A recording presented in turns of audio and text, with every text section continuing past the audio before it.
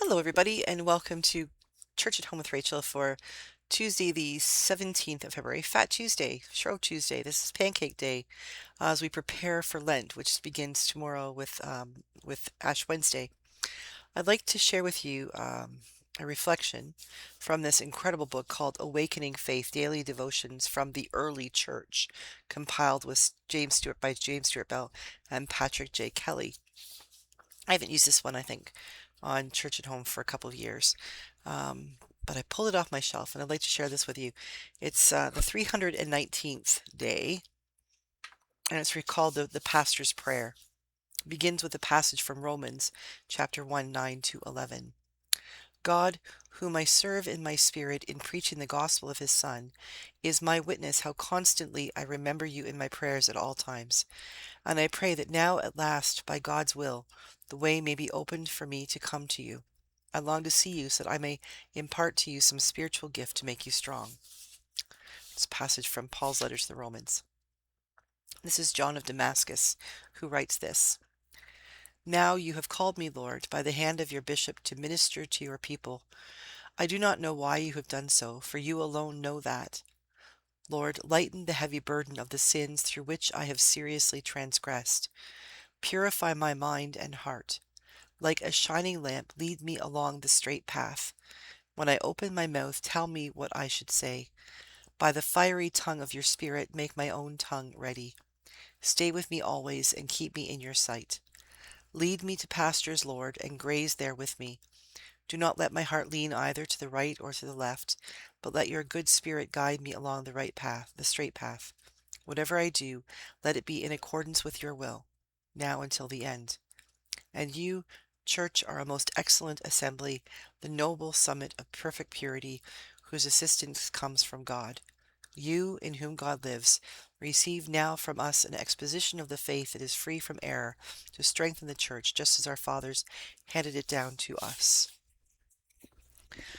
I think that speaks to me because it reminds me that just because we're called, whether that's as a deacon, a priest, or a bishop, or a baptized Christian, or even if we're not baptized, we are all called and expected by God to to be ourselves, to serve, to bring all of who we are to the table.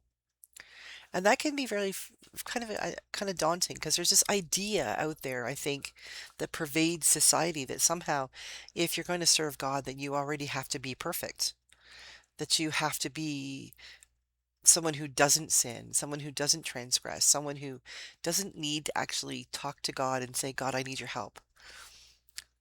It's it is so contrary to everything. I mean, I think it's the way we treat experts in our society, or in the military, the SMEs, the subject matter expert. When I go to my doctor, I have a great doctor in Brandon, and she's young and she's energetic and she's incredible, and she has no problem looking things up on the computer. We sit there and I'll say something, or she asks me a question, and it's like, just let me check something. She doesn't pretend to have all the answers. She knows that there are others out there who do, people who are greater than she does, who can help her to become a better doctor, who can help her to better help me with whatever it is we're talking about. And so she's completely willing to say, just a second, let me look into that. Let me research that. When it comes quite often though, I think people would be freaked out by that. We expect our doctors to be experts, that they have all the answers right at their hands. But really, is that fair? And is it really what we want? Do we want a doctor who speaks with authority and expertise and hasn't opened a book or researched something in 30 years? No, we don't. But sometimes we want the appearance that they have that authority. But really, what we need to know in our hearts is that the person to whom we turn for advice or wisdom or healing or whatever it might be is someone who is able to stay on top of things, or to acknowledge that they don't know something. And then rather than just either saying, this is the way it has to be, or I quit, I'm not going to look into it, who says with us, let me figure that out, or let's figure that out together. When we have a relationship with God, when we enter into that place where we acknowledge that God is calling us to do something, to be a prayer, to teach, to lead, to simply come along someone with pastoral care and gentleness, at no point has God ever said you have to be perfect before you do so. We do that to ourselves. We need to let that go. Even John of Damascus was acknowledged that in his call to serve the people, to work with the church, he had to admit he was called out, he called through his sinning. He was a sinner, and only God could bring him into righteousness. That he needed to God there to remind him not to lean to the left or lean to the right. He needed God's presence continually to keep him on the right path.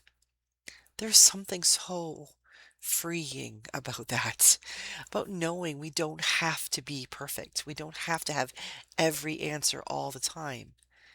And I think, especially in the church, especially in this day and age in the church, we need to learn how to acknowledge that with humility and say, I don't know, or I need help, or I've been where you are. I've made those same mistakes. And the good news is that there is a way out. There is hope, there is forgiveness, there is redemption in the end.